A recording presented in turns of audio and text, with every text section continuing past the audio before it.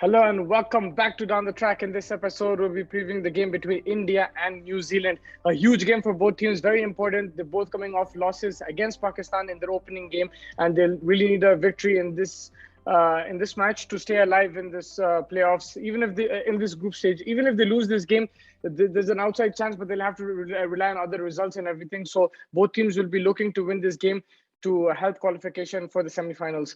And if you just look at this game, in isolation, India versus New Zealand over the years has been a good rivalry. It's been very competitive. New Zealand have won in big ICC tournaments, whether it's the World Test Championship, whether it's the World Cup semi-final in 2019. And they've won in 2016 in the T20 World Cup against India in the group stages. They beat India in 2007 as well in the T20 World Cup when India won the World Cup. The only match they lost was against New Zealand. So it's a bit of a challenge for India against New Zealand. They're wary of this side, and New Zealand have had the better of India in ICC tournaments. And I think going into this game, India do have the edge. New Zealand not only, do they have to adapt to these conditions a bit different to back home. India have played the IPL, so have some New Zealand players, but India in general, prefer these kind of conditions. But also the injuries, to Ferguson, he's not playing. That's a big blow, I think, for New Zealand. He strengthens that bowling lineup like anything. So without him, it will be a bit of a struggle. But New Zealand still have Bolt, Sadi, they still have Williamson, they still have some key players there. And for me, the key battle in this game is New Zealand's opening bowlers, Bolt and Sadi versus India's top order. If Bolt picks a few wickets in the power play and puts India under pressure, then New Zealand have every chance of winning this game. If Rahul and Rohit get off to a good start, then it's India's game. I could be wrong, but I think this is where the battle is. Because even if you saw against Pakistan, that's what Pakistan exploited. Shaheen Afridi, that same left arm angle that Bolt will use, he got Rohit and Rahul out, and that put pressure on India immediately. Even the Kohli made a 50 in that game, mind you, but India still lost that game because their top order got out early. Their openers. If you get the openers out early, it puts a lot of pressure on the middle order. And like any other team, it takes time to rebuild. The toss will be very important as well. A lot of teams have been bowling first. Again, we saw England versus Australia. England winning the toss, bowling first. Pakistan have won all their games bowling first. The toss will be crucial. Whoever wins the toss again will look to bowl, use the dew, use the stickiness in the first half, and then as the game progresses, the dew falls, it becomes easier to bat on. If there's no dew, then it will be a bit of a struggle. We saw in the Pakistan-Afghanistan game, there's not that much dew, and although Pakistan won that game chasing, it was a bit of a tough fight. It wasn't as easy as in the previous chases.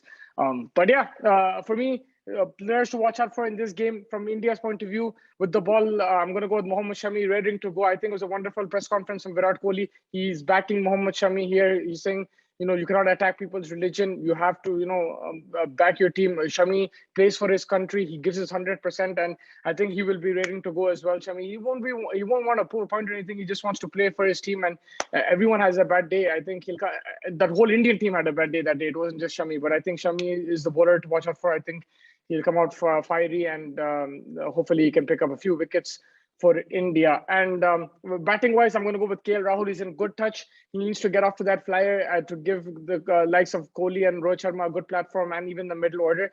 And KL Rahul is my batsman to watch out for. From New Zealand side of things, with the bat, I'm going to go with Kane Williamson. Again, I think he plays spin well. He's mature. In this lineup, he's the experienced one. He can rotate the strike. He can find the boundaries. Played in these conditions recently, and New Zealand will be looking to him. Although, he will need support. The likes of Conway, Guptill have to step up. They haven't.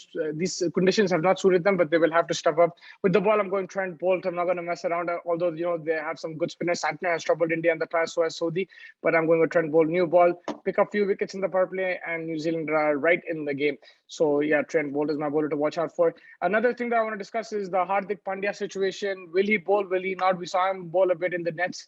The latest update, Virat Kohli was saying that that he wants a six bowling option, whether it's himself, Kohli, or Hardik Pandya. He needs he prefers a six bowling option. It will help India in that case. So will Hardik Pandya play? Will he play as a batsman? Will he play as a bowler? Will we see Kohli roll his arm? I think Rohit Sharma should also bowl. He is an option. We've seen Liam Livingstone bowl part-time. We've seen Hafiz, Shoaib Malik bowl. So I think Maxwell as well. So why not Rohit Sharma? He can bowl some off-spin. I'm sure he's practicing in the nets. And in these conditions, he can really be a sixth bowler, to be very honest with you, if you look at it that way. And yeah, I think also India spin. How does the likes of Chakravarti and Jadeja come back after that game against Pakistan? Will they play an extra spinner, or will they go with three pacers like against Pakistan? Against New Zealand, you can afford to play three spinners, but then if there's dew and stuff, it becomes difficult again. I would play Thakur in this game. Maybe instead of Bhuvneshwar Kumar, Bhuvi is not looking at his best. I'm sure India will back their players, but Thakur is a wicket taker. He can be someone who can just come in and pick up wickets and put pressure on the opposition. So that's what I would think. From New Zealand side of things, Sodhi and Sandner, hopefully they can provide like those tight overs in the middle, and Bolton Sadhi at the death and in the power play. That fifth bowler is a bit of a worry. No Ferguson there, so Neesham will have to fill in. Will he be able to step to the mark? Will they play Jamieson? Jamieson has troubled India in test matches. This is a different format and different conditions, mind you. This is not like where they play in England or in New Zealand. He's troubled them there, but in Dubai, it's going to be completely different. Win the toss, bowl first, I guess. But again, it depends on the dew. Both teams won't take too much stress because the toss is always 50-50. They'll just want to play the natural game, play some good cricket, and hopefully whoever wins, may the best team win, basically. In this game, I'm gonna go again. India favorites 55-45. I think you cannot count New Zealand out in this. They've had they've always given India a tough fight. That's why I'm not going too in favor of India. But I just feel in these conditions, this team is stronger. Then again, you don't know. It's T20. New Zealand can surprise India, and it'll put a lot of pressure on India. India are under pressure right now. The whole world is watching. They have billion supporters, so it's not going to be easy for them. But I think this is the time for them to step up. They have the quality. They've been playing in these conditions for a while, and they'll have to make the use of it now. And yeah, it's going to be a fun game. Hopefully, we see a good contest. And I'll catch you after that. Thank you so much for joining me. Make sure you stay tuned for the latest content from the T20 World Cup. Thank you.